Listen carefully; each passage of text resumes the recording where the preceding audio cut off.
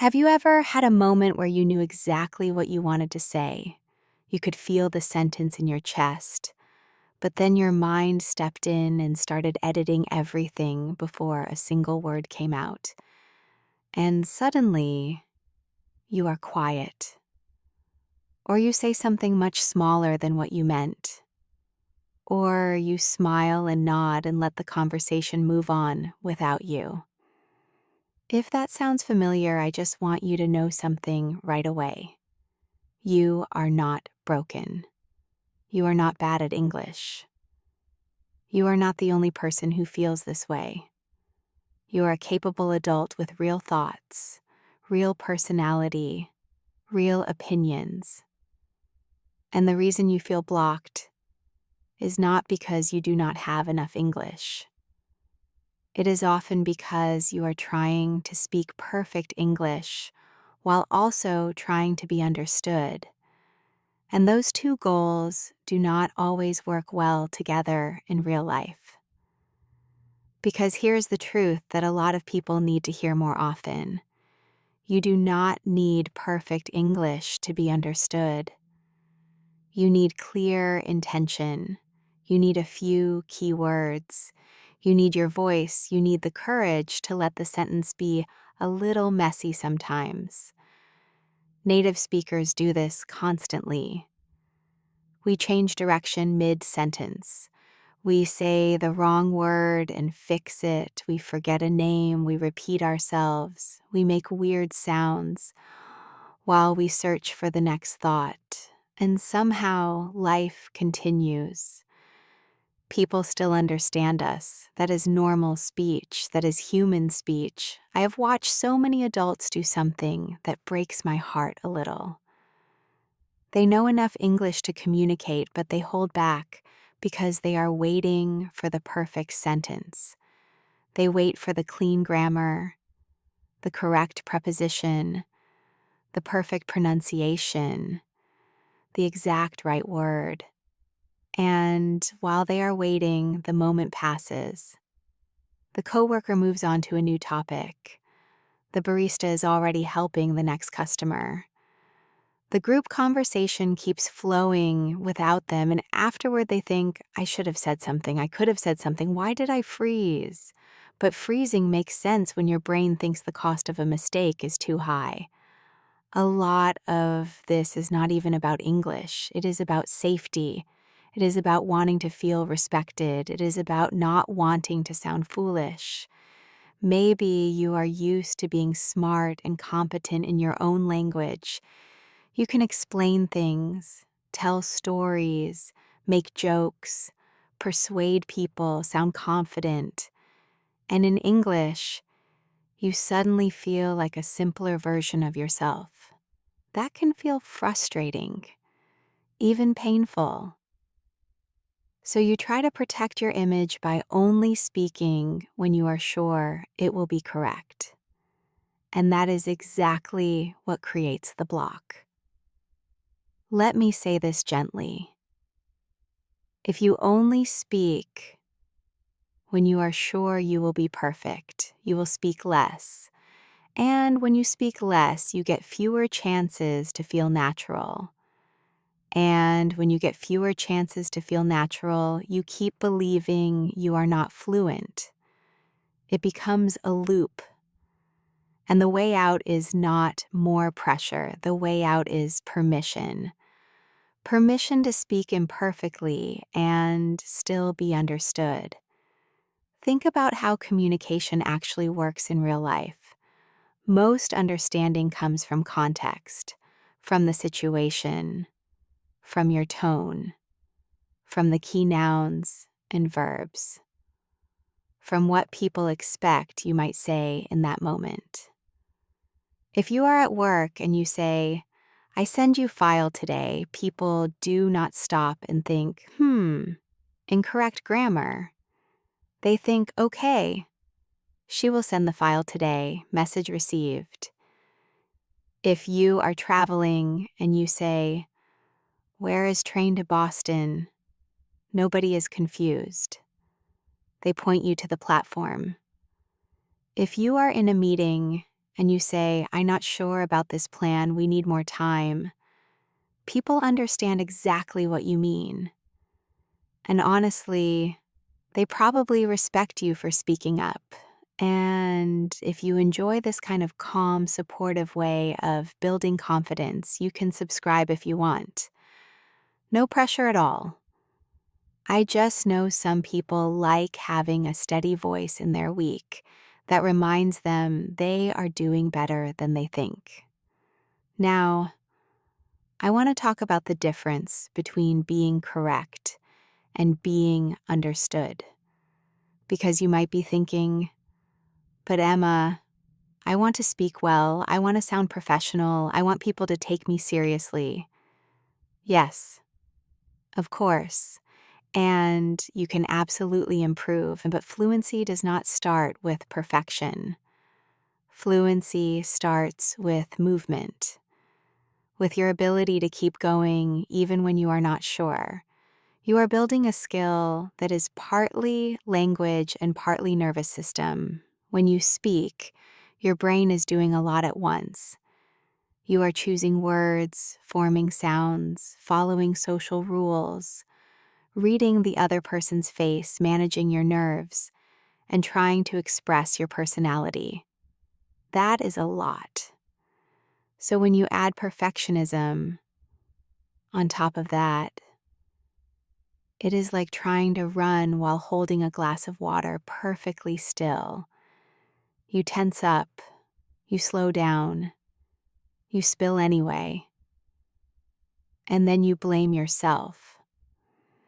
Instead, think of speaking like walking. You do not need perfect steps. You need forward motion, you need balance, you need to trust that if you trip a little, you can recover. This is why I often tell learners to focus on being understandable, not impressive. Understandable is a beautiful goal. It is realistic. It is human. And it takes so much pressure off your shoulders. You are not performing. You are connecting. Let's talk about fear for a second. Fear of mistakes. Fear of being judged. Fear of that awkward moment when you say something and the other person says, "Sorry, what?" That moment feels so big, doesn't it? Like a spotlight. But I promise you, most of the time, it is not about your English being bad. It can be noise. It can be the other person not listening. It can be your pronunciation on one word.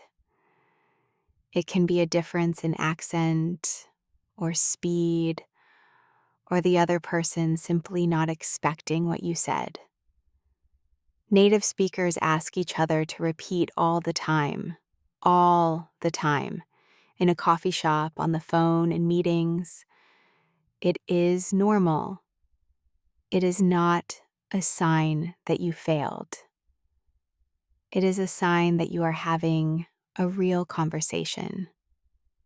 And here is something else that matters. People are usually not judging you the way you think they are. Most people are thinking about themselves.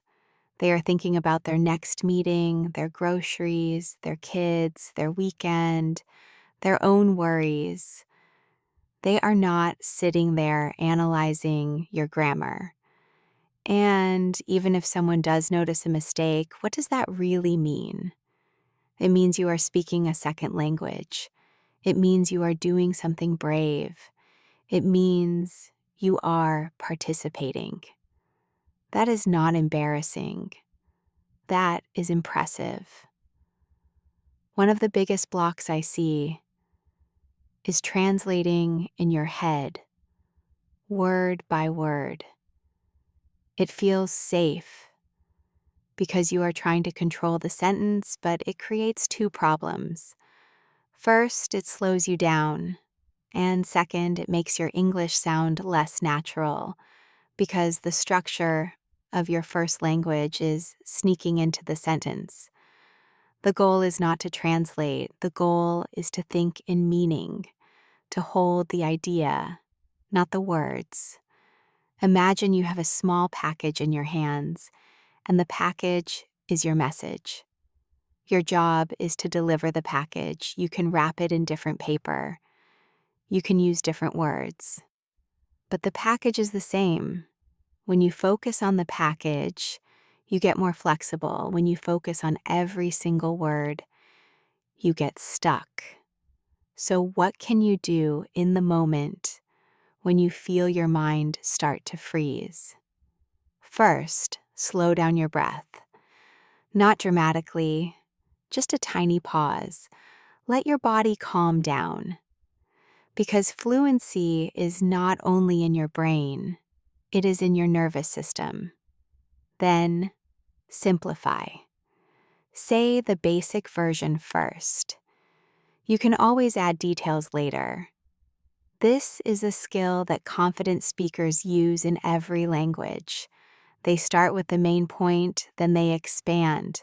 For example, instead of trying to say a perfect long sentence like, "I was wondering if it would be possible to reschedule our meeting due to an unexpected conflict," you can start with, "Can we move the meeting?" "I have a conflict." That is enough. That is clear. That works. And if the other person asks for details, you can add them. Another thing you can do is use what I call honesty phrases. Simple human phrases that keep the conversation moving while you search for words. Things like, "Let me think for a second," or "How do I say this?" or "I am trying to explain it clearly." Those phrases are not weakness. They are communication tools. They buy you time. They show the other person you are engaged. They reduce the panic. And you know what is interesting. When you use a phrase like that, people relax, they lean in, they wait, they want to understand you. You are inviting them into the process instead of trying to hide it. Let me give you a few real situations that many adults deal with. You are in a work meeting and you have an idea. You start to speak, but then you worry your grammar will sound childish, so you stop. But the meeting ends and later you feel angry at yourself. What if instead you said it simply? Even if it is not perfect, even if you repeat yourself, even if you say, "I am not sure if I am explaining this well, but maybe we can try this." That is leadership. That is participation. And your coworkers will remember the idea, not the grammar. Or you are traveling and you need help. You are looking for a pharmacy or a bus stop. Your brain starts searching for the exact polite sentence. And while you search, you walk past 3 people who could have helped you. What if you just said, "Hi, sorry, where pharmacy?" Or, "Do you know where I can buy medicine and people will help you?" The world is full of imperfect English. Airports, hotels, big cities, people understand. Or you are in a casual conversation with friends or colleagues and they are laughing and talking quickly. You want to jump in, but you are afraid you will ruin the moment. So you stay quiet. Here's the thing. You do not need to deliver a perfect joke. You can join with small reactions. "Really?" A simple, "Oh, wow, no way," or "That is crazy," or "Wait, what happened?" Those are real, natural ways to participate. They create connection. And once you are in the conversation, it becomes easier to add more. Something else I want you to remember is that your accent is not your enemy. Your accent is not a mistake. It is a sign of your life. It is proof you learned English through experience, not through being born in one place. You can work on clear pronunciation, absolutely. Clarity matters. But having an accent does not mean you cannot be understood. Many native speakers are used to hearing different accents. And if someone does not understand you one time, it does not mean your accent is bad. It means you need another try, maybe slower, maybe different words, maybe the keyword repeated. That is normal. There is a mindset shift that helps a lot. Instead of thinking, I hope I do not make mistakes, try thinking, if I make a mistake, I will repair it. Repair is part of speaking. You can correct yourself, you can rephrase, you can say, sorry, you can laugh a little and move on. This is what fluent speakers do. Fluency is not the absence of mistakes. It is the ability to recover smoothly. And I want you to notice something. When you speak with imperfect English and you are still understood, your brain learns a powerful lesson. It learns that you are safe. It learns that communication works. It learns that you do not need perfection to connect. The lesson is what builds confidence, not a grammar book, not a list of rules. Confidence comes from proof, repeated proof. Little moments where you speak, the other person understands, and nothing bad happens. Actually, something good happens. You feel more like yourself. So the next time you're about to speak and you feel that familiar tightness, that familiar pressure, ask yourself a gentle question. What is my message? What do I want them to understand? Not, how do I say this perfectly? Just, what is the point? Then choose the simplest words you have. Let it be a little rough. Let it be a little imperfect. Say it anyway. Because you do not need perfect English to be understood. You need presence. You need willingness. You need to trust that your listener is a human being who wants to understand you, not a teacher with a red pen. And you need to give yourself permission to be a real speaker, not a perfect one. If you take one thing with you from this episode, let it be this. Your English does not have to be perfect to be valuable.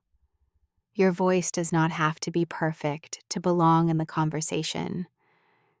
Speak with the English you have today. Then tomorrow, it will be a little stronger. And next week, you will notice that the block shows up less often because you are teaching your brain a new habit. The habit of speaking anyway. And honestly, that is where fluency begins. Not in perfection, in courage, in repetition, in connection, in letting yourself be understood, one imperfect sentence at a time.